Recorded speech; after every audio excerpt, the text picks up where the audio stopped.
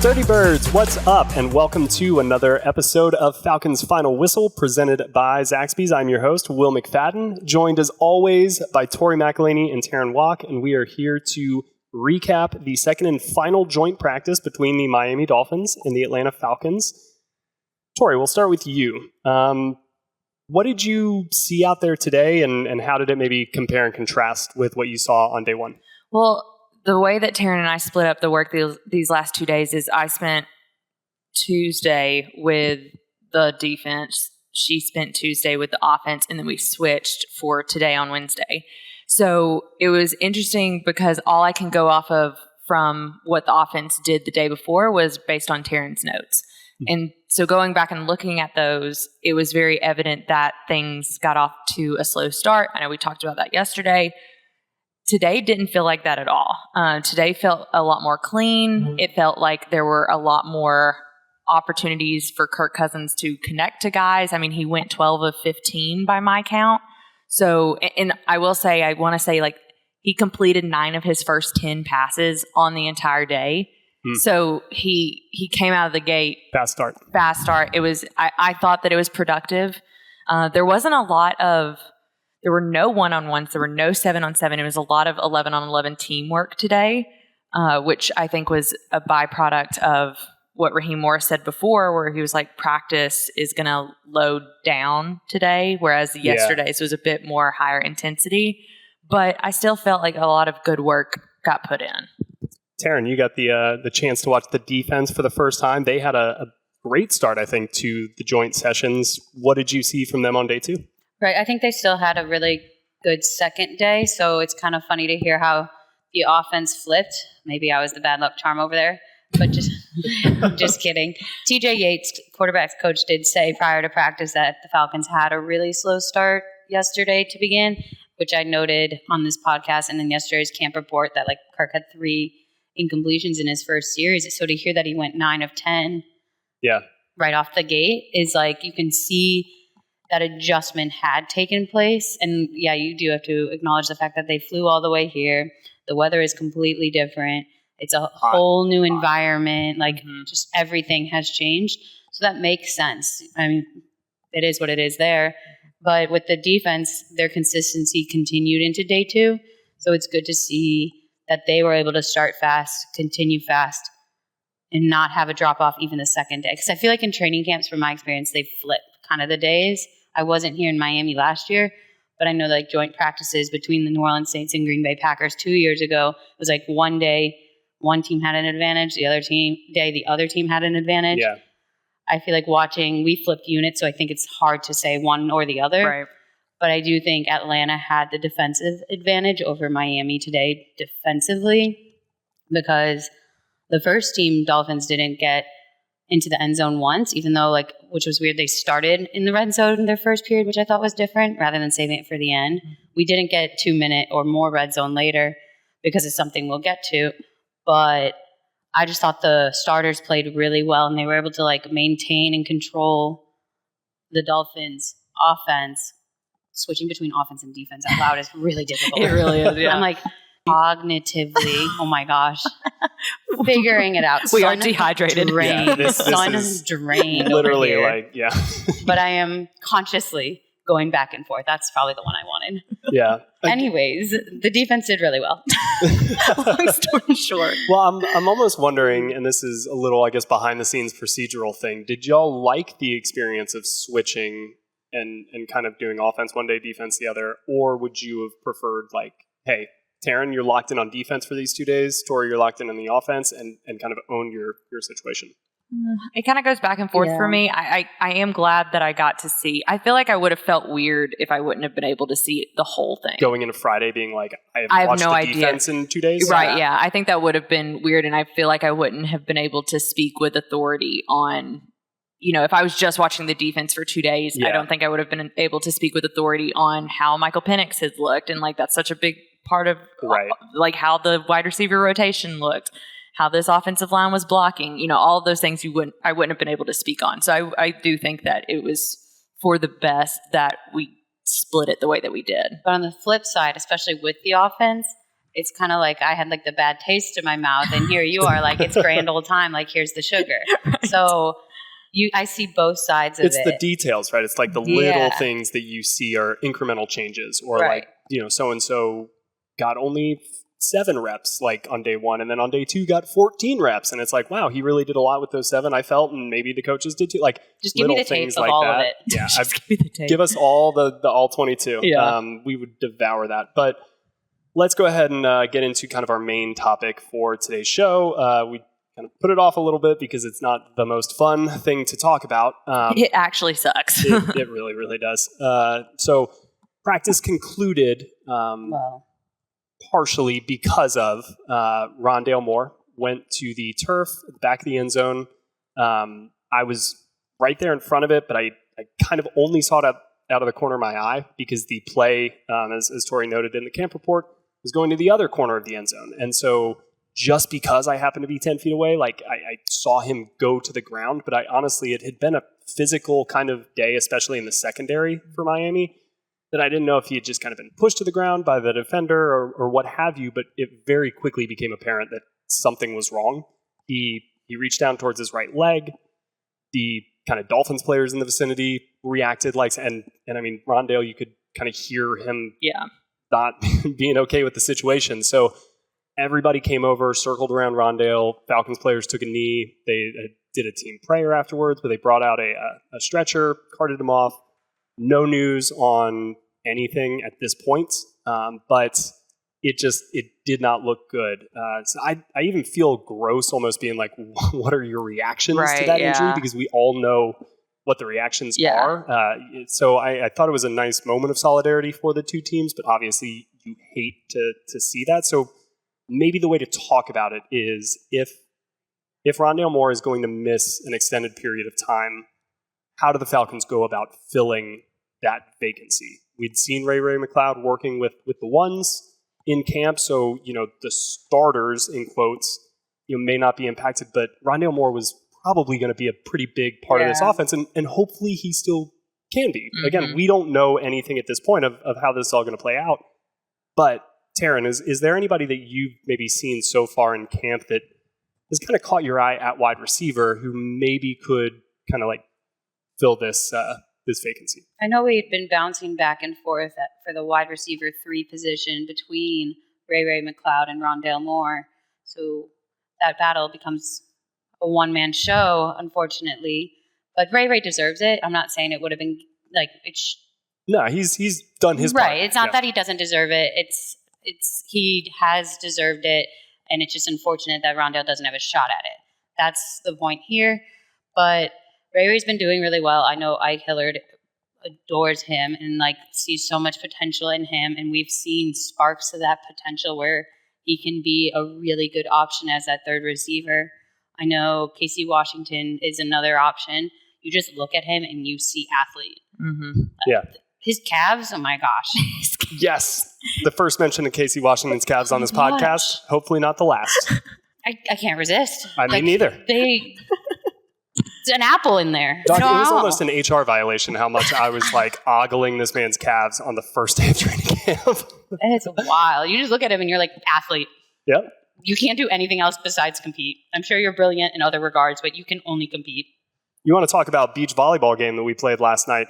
He could jump over the net on the sand. Without breaking a sweat. Without breaking a sweat, which is not something I could do. But Tori, what about you? How are you seeing the wide receiver group? Yeah, I think it all kind of boils down to Casey Washington, to Terrin's point about this is somebody who is a third-day draft pick, but we have seen the Falcons be successful in their day 3 draft picks and find these, let's call them diamonds in the rough a little bit, and these key role players that actually go from being role players to a little bit being standout guys. Mm-hmm. And I think that Casey Washington has always been an intriguing pick since the moment that they got him, because the reason they got him, and talking to scouts and Ike and kind of breaking down the Casey Washington pick in the draft this year, they all said the same thing, where he's this big bodied receiver who has the ability to play every position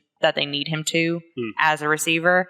And I also think that there is going to be a maturation process with Casey Washington. I think Casey Washington is somebody that, he's coming from Illinois, right? Yeah, yes. Illinois.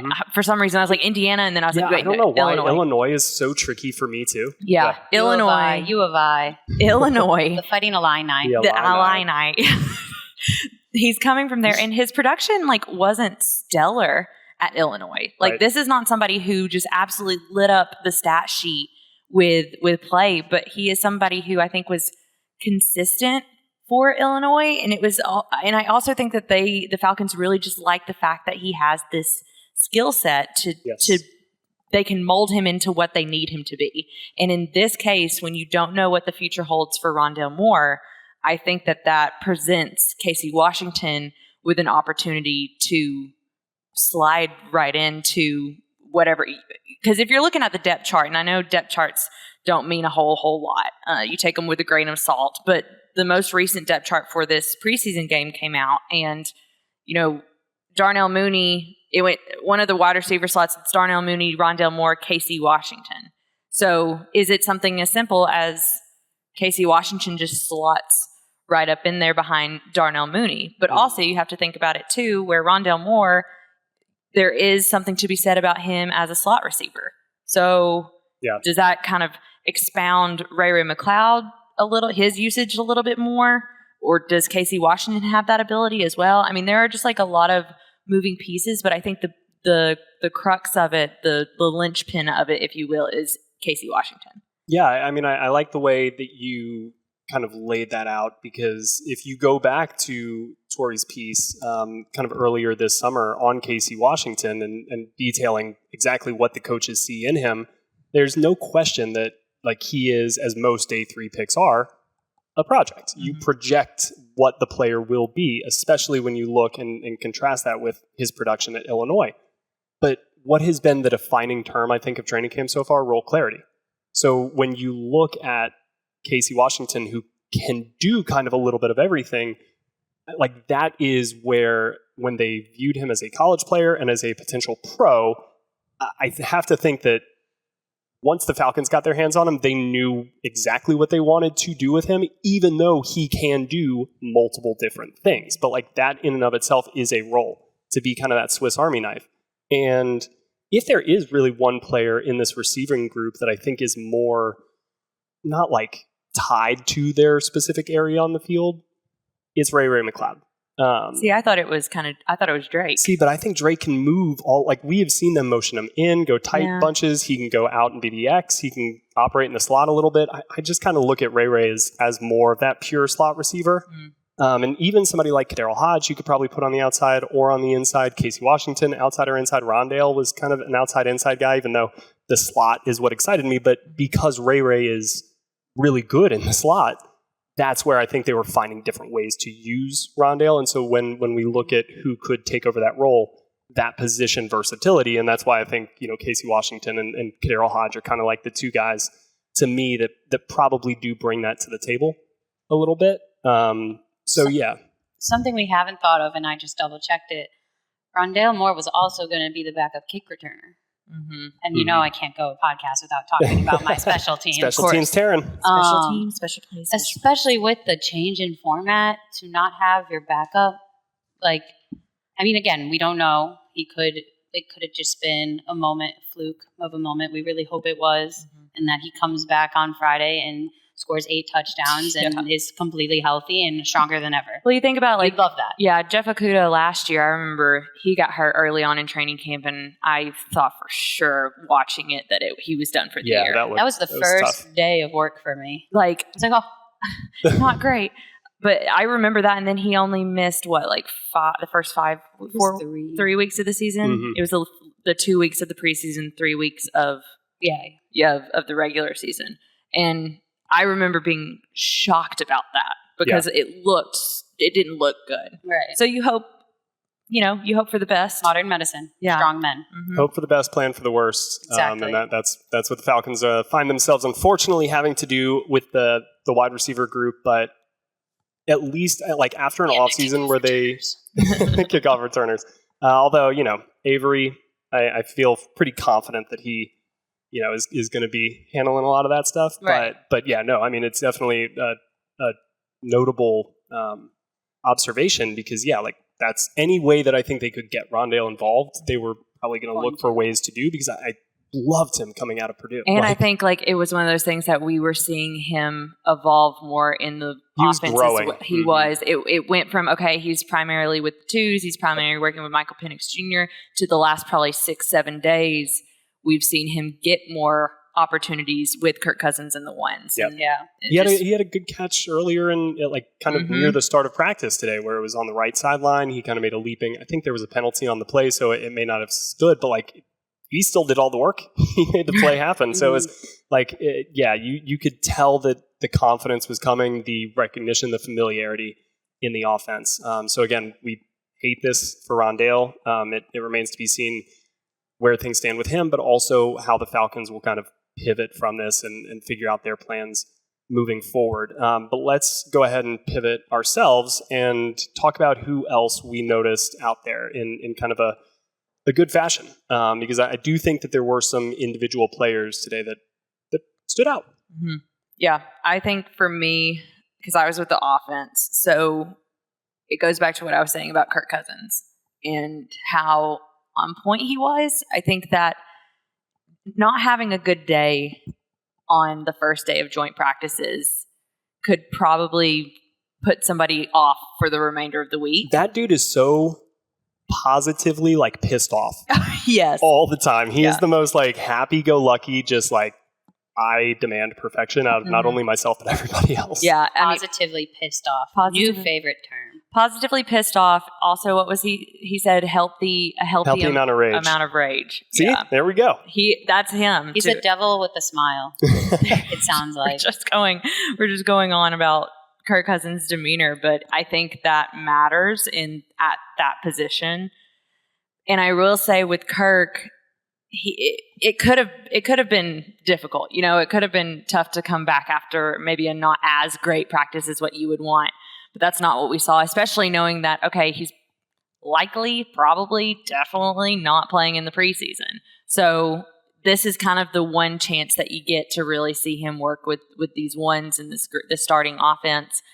And I thought he had a really, really good day today. He hit 7 different receivers, pass catchers. So that was something that I found to be very well done by him too, where he's spreading the ball out. I know we've talked about that before, but he was somebody who stood out to me. And then I also think offensively, the right side of this offensive line continues to intrigue me and please me in their ability to run block.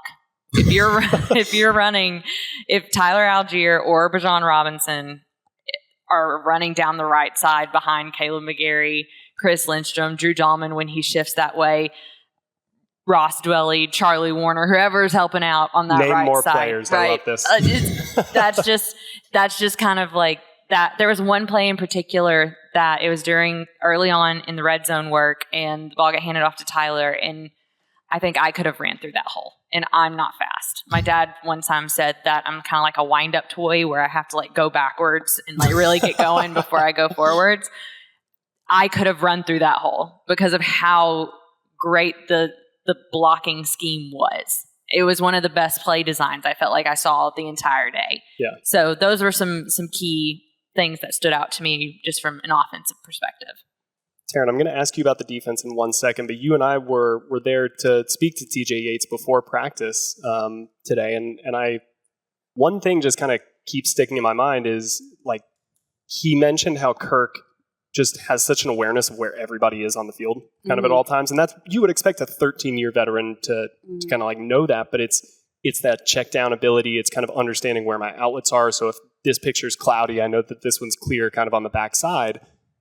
Does it surprise you given, that what TJ told us kind of at the start of practice, that Kirk did kind of bounce back the way that he did? Because when I hear stuff like that and just his kind of mental command of the whole picture, it makes me feel like he's not really going to have those back-to-back bad outings. He's not going to stack the bad days, I guess. He's mentally really strong. What's the word I couldn't say before? Cognitive. Cognitively. Cognitive. He's strength is in his cognitiveness. Is that even a word? Cognitive ability? Cognitivation. Something like that. His brain is strong. Strong brain. Because if that's what you pulled from TJ Yates, TJ talking about Kirk's note-taking and just how detailed he is in all that, the way I think of it is like he studies so hard that the test just comes naturally. You're not sticking on one multiple choice being like, all right, which one do I want to pick? That's a great way to put it. He picks what one he wants and he circles it and moves on. And I think when it comes to being able to pick up the pace so much from yesterday to today is he probably went back and looked at everything, looked at his mistakes and studied it, learned it, and was like, I'm not repeating it. He's not going to take the same test twice, fail it once, and then fail it again. Yeah. I love that. That is the perfect way to put it. And it's kind of why I love his, his just pissed off positivity, because he is not only a leader by example, but he's also I'm seeing a little bit of a vocal leader as well. Like he's going to tell you, hey, this is the standard and we got to be here. He's telling Kyle Pitts he's not running fast enough. And and even after practice today, he's like, I don't know why, but the energy and the not pressure, but the, what's the word I want? I don't know, just seriousness of practice today and even yesterday has been so much stronger than it was even in Flowery Branch, he said, that he's like, we're going to go back and I'm going to push them even harder because this is the new standard. We have upgraded a level and now we have to meet it or exceed it. I love that. But it feels like the defense has kind of upgraded a level over the last couple of days. So who'd you see on that side of the ball? I'm giving my flowers to Arnold McElhaney. I'm so happy I can naturally say his name, AK. The way I spell it is E-bike tie. Yes. But here we are because I felt like I just kept writing his number down. He had, during the first team 11-11 period, he had what I would consider a sack on Tua Tagovailoa. And I was like, okay, way to go. He was running with the ones at that moment too. And then later, when he was running with the twos, he did get in the backfield, and I described it as a mad incomplete pass because of the pressure AK was putting on the quarterback. It wasn't Tua at that point, but still you're getting back there. You're putting the quarterback in an uncomfortable position where the ball just went awry. So it's good to see that from him. But what stuck out also most to me was just how many times they kept rotating. I swear, I would write the starting line down, or who's all out there, and then the next play would be different. And then the play after that, it would be different. And I'm just writing numbers down at this point. I'm like, it's a nightmare. Here's all 45 or whatever of the defensive players. They're out there. People are getting substantial first-team reps who may not be starters, but it goes back to what Raheem Morris was saying about what if something does happen? Grady Jarrett wasn't supposed to go down last season, but he did. And so now, instead of just calling it not debt, financially, depth, he called it cloning almost. You want someone else to slide right in and no one tell the difference. And I like the term clone. That's literally a term that he used the first time around when he was a wide receivers coach. Is he used to say when number 11, when Julio Jones comes off the field, and there are no clones of Julio Jones, let me make that very clear. Right. But Raheem wanted a clone in there. I don't know where he was going to go find one. Maybe he's got a special cloning lab to clone Julio, but that is the mentality. And it makes life easier on the quarterback. It makes life easier on the guys around him when you know, hey, even though 11 is not out there, but the guy they brought in instead knows where he's supposed to be, can do the same things. I can put the ball at the exact same spot and trust that he's going to be there. Yeah. So I like that, on a day when Braylon Trice was kind of getting his legs back under him after missing Tuesday's session with an illness, that Arnold Ebiketie grabbed the bull by the horns and or the dolphin by the fin maybe is a better metaphor to pull out here. Fine. I don't know. Peter's going to call us. That was a tortured metaphor if I've ever heard one. No animals were harmed in the making of this podcast. Oh my gosh. All right. Let's go ahead and wrap up today's show with Camp Champ. We of course have a preseason game on Friday, so there's a lot of time to kind of sort through everything once we get the action on the field. But for today, Tori, we'll start with you. Who stood out? Kirk Cousins, for all the reasons that I've already spoken about. Yeah. I do think he had a good practice. It was going back and listening. I wasn't at his press conference because I was great. Busy writing the newser about Rondale. So I enjoyed going back and listening to it when I did get the chance to listen to it. He's kind of everything that's been advertised to this point. And even though probably, again, won't see him at all during the preseason, which I'm personally okay with. I want to see him. Yeah. I know it's a hot take, but if you're paying someone $180 million, I want to make sure he's okay come week 1. So you got to get the rust off. So that's why you don't play him in the preseason. I want to get the rust off so he's shiny and gold in week 1.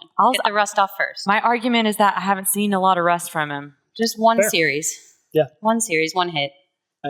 You could convince me on one series, Yeah. but I stand firmly with That's all I want. put that man in bubble wrap and ship him to week 1. But I love Kirk Cousins. This would be his second selection. So if we get him, we will have gone Clark Phillips, Kirk Cousins, Clark Phillips, Kirk Cousins. Wow. If Kirk is the selection today. That might be the sole reason I flipped my vote. we have a type. We have a type. All right, Terrin, who you got? Mine's going to be Arnold Ebiketie for all the reasons I said before, and I won't elaborate because I said enough.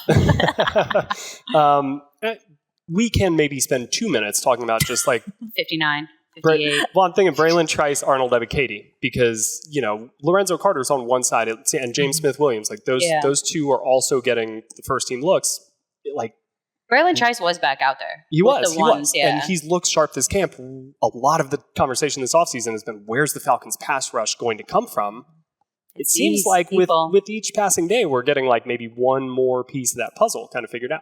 Yeah, I think what's difficult is every other position, I think, has 1 or 2 options, or they have their options locked in. So now when it comes to this group, it's like, what are we doing? Why don't we have a concrete name? But in reality, this is called competition, and this is where it gets sorted out. Yeah, and I also on think the field. I think the sum of the whole is going to be greater than the individual parts for this front seven.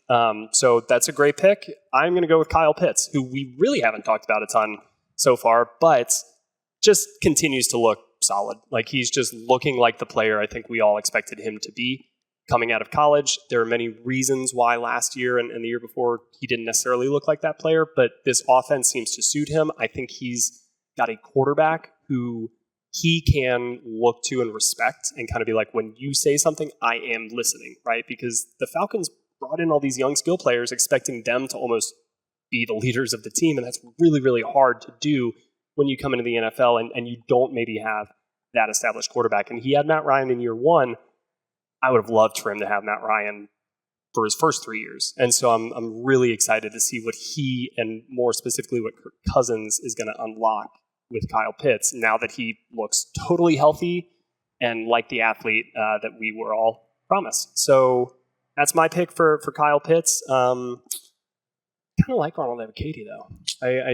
This is finally where I win a tiebreaker. The defense to me has been the story of joint practices so far, and even though Kirk is like the reason I think the offense kind of took a step back, I like forward. Ebiketie. Back in forward. the good. Took a step back in the right direction, back to the future. I don't know, Tori, you got any real qualms with? No, I don't. I mean, I think because of the point that you made that we've been talking a lot about Braylon Trice, and there is something to be said about Braylon Trice. I know I was talking to Jacques Smith, who is the Falcons outside linebackers coach, talking to him a lot about Braylon. And he made the comment that he's like, from a cognitive standpoint.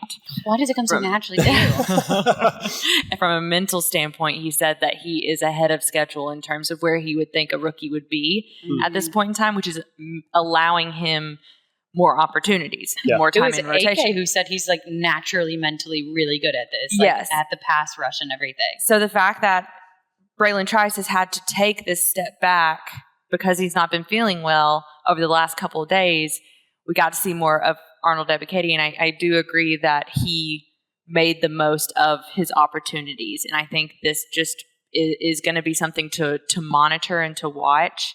I don't know how much we'll see of either of them during this game on Friday. I imagine we will see them if Braylon Trice is healthy and feeling good, but I'm okay with that. I'm not gonna push it. I'm fine with Arnold Ebiketie being our camp champ for the day. You are so disappointing. You just rolled right over, Tori. Come on. I'm sorry. Put your dukes up. Put on the gloves. Let's go to the mat. I mean, if you really want me to talk about Kirk Cousins, but I feel like I've been talking about him nonstop for the last 30 minutes. AK takes a W. TW takes a W. There we go. I love it. W's all around. But yeah, I think the defense has been the story. And on day 2, AK was the story. So congratulations. He is our camp champ for the first time in training camp. We still only have one repeat, and that is Clark Phillips. So still a little bit of ways to go, but we're starting to get to the final stretch. It'll be a lot of fun. So that will do it for today's episode of Falcons Final Whistle. We, of course, have Friday's preseason game to look forward to against the Dolphins. It will be interesting to see how they approach this, but we will be here to recap it all. AtlantaFalcons.com. Check out all the great coverage that both Terrin and Tori have been providing. And of course, please like and subscribe to this podcast. Spread it around. Check out our YouTube channel. A lot of great videos going up there. But yeah, for Tori, McElhaney, and Terrin Waack, I am Will McFadden. We will see you guys Friday. Woo.